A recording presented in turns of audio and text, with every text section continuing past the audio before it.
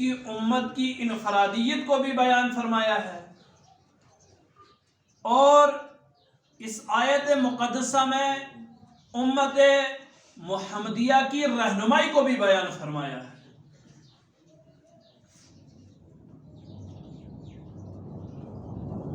اللہ نے فرمایا کنتم خیر امت، تم بہترین امت ہو۔ اب اس امت کو بہترین امت کیوں کہا گیا ہے، کس وجہ سے کہا گیا ہے؟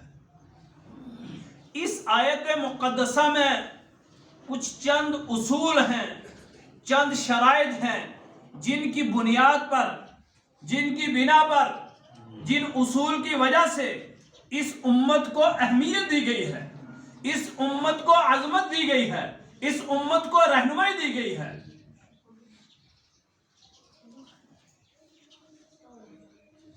عظمت اور فضیلت کا تذکرہ احادیث مبارکہ میں بھی آیا ہے۔ اللہ کے نبی علیہ الصلوۃ والسلام نے انتہائی وضاحت کے ساتھ، صراحت کے ساتھ اس کو بیان فرمایا ہے۔ اس سے قبل اللہ جل شانہ و عما نوالہ نے اپنے کلام مقدس میں اس کی بڑی خوبصورت وضاحت اس امت کی فرما دی ہے۔ اس موجودہ دور میں یہ جتنے فتنے پیدا ہو رہے ہیں، اس سے قبل بھی ہوئے ہیں، لیکن اس وقت کی اگر بات کی جائے، جتنے فتنے، جتنے فساد، جس قدر بھی یہ پیدا ہو رہے ہیں، جو ہم دیکھ رہے ہیں، جو ہماری آنکھوں کے سامنے نئے نئے فتنے آ رہے ہیں، اور ان فتن کا، ان فسادات کا، ان برائیوں کا، ان شر پسند عناصر کا کیسے مقابلہ کیا جا سکتا ہے؟ ان بدبخت راستوں سے کیسے بچا جا سکتا ہے؟ ان برائیوں کو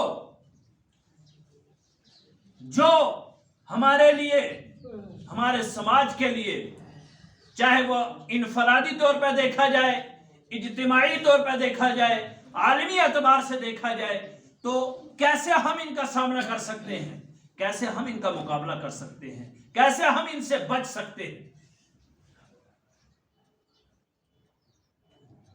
ہماری رسوائی کا سبب، ہماری ذلت کا سبب، ہماری ناکامی کا سبب یہی برائیاں ہیں۔ ان برائیوں کا علاج اللہ نے پہلے تو کلام پاک میں بیان فرما دیا کہ ان برائیوں سے تم کیسے بچ سکتے ہو، ان برائیوں کا کیسے مقابلہ کر سکتے ہو، ان فسادات کا کیسے مقابلہ کر سکتے ہو، ان شر پسند عناصر کا کیسے تم مقابلہ کر سکتے ہو۔ اللہ نے پہلے قرآن میں اس کی وضاحت فرما دی ہے، تو اس کے بعد اللہ کے نبی علیہ الصلوۃ والسلام نے حدیث مبارک میں اس کی بہت بہترین وضاحت فرمائی۔ اور اللہ کے نبی علیہ الصلوۃ والسلام، آپ علیہ الصلوۃ والسلام کے صحابہ نے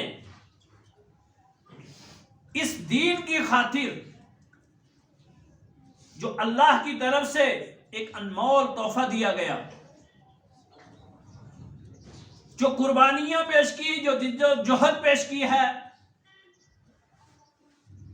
اللہ کے نبی کے صحابہ، آپ علیہ الصلوۃ والسلام کے جانثار، آپ علیہ الصلوۃ والسلام کے چاہنے والے کس قدر اپنی جانوں کی قربانیاں پیش کرتے تھے، جان نثار کر دیا کرتے تھے۔ ان کے پاس ایک ہی ہتھیار تھا، ان کے پاس ایک ہی راستہ تھا، ان کے پاس ایک ہی سبق تھا۔ وہ کیا تھا؟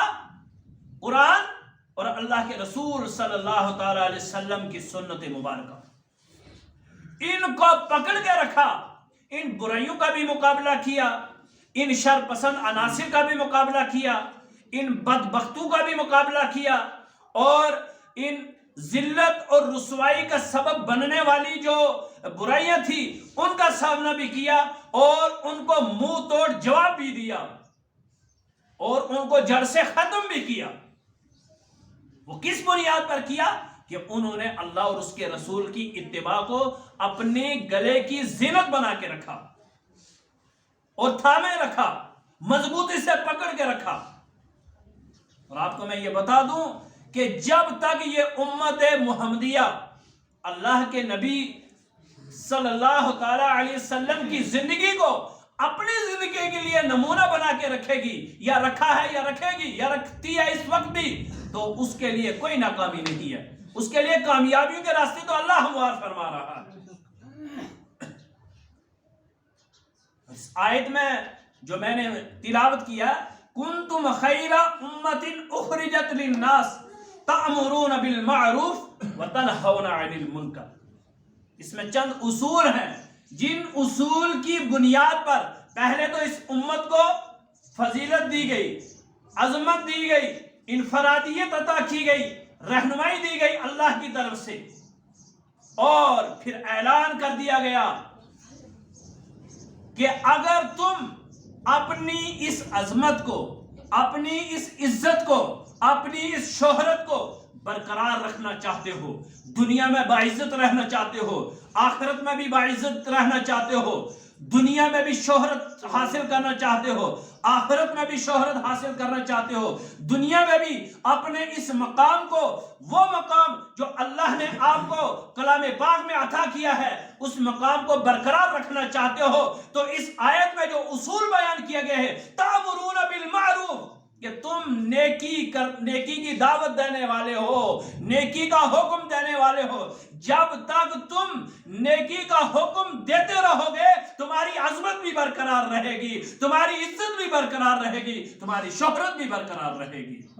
یہ پہلا اصول۔ اور دوسرا اصول کیا ہے؟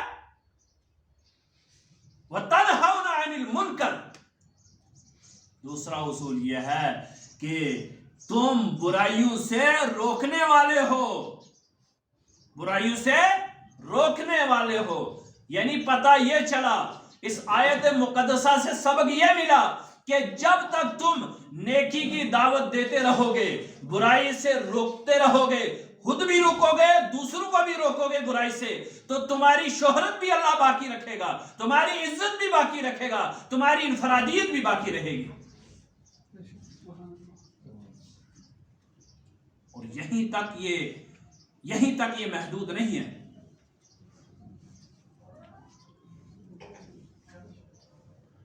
حدیث پاک میں آیا نا، من کان منکم منکرا فلیغیرہ بیدہ، کہ تم میں سے کوئی ایک برائی کو بھی دیکھے تو وہ اس کو کیا کرے؟ اس کو ختم کر ڈالے، اس کو روک ڈالے، اس کو بدل ڈالے۔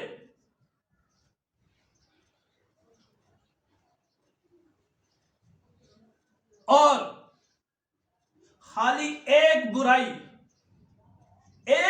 اگر تم میں سے کوئی دیکھے تو اس کو کیا کرے؟ روک دے۔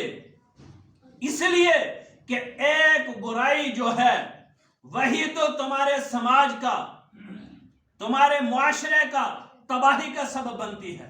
آج ایک برائی نہیں ہے، ہزاروں برائیاں ایک انسان میں پائی جاتی ہیں، ایک انسان میں ہزاروں برائیاں پائی جاتی ہیں۔ اور اس حدیث پاک میں یہ بھی فرمایا گیا کہ پہلے تو جب کسی برائی کو دیکھو تو اس کو اپنے ہاتھوں سے، اپنی قوت سے روکو۔ اور خالی روکنے کے لیے نہیں کہا، روکنا ہی ہے اور پھر اس کو نیکی سے بدل بھی ڈالو۔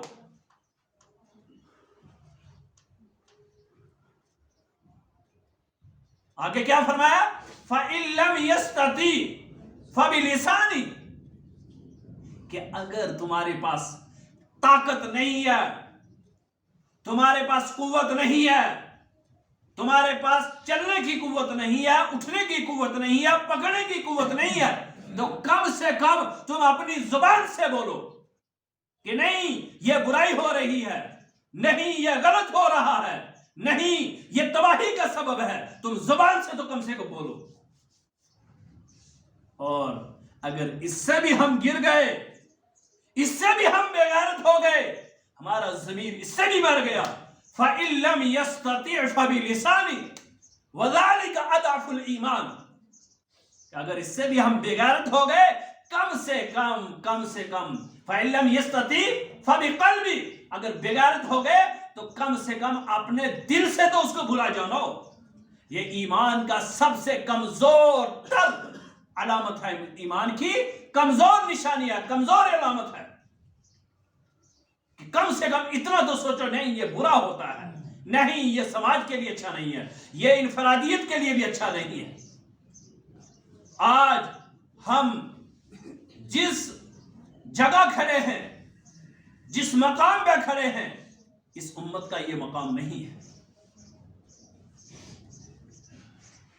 آج جو اٹھتا ہے سو تانے دیتا ہے، 100 باتیں بناتا ہے۔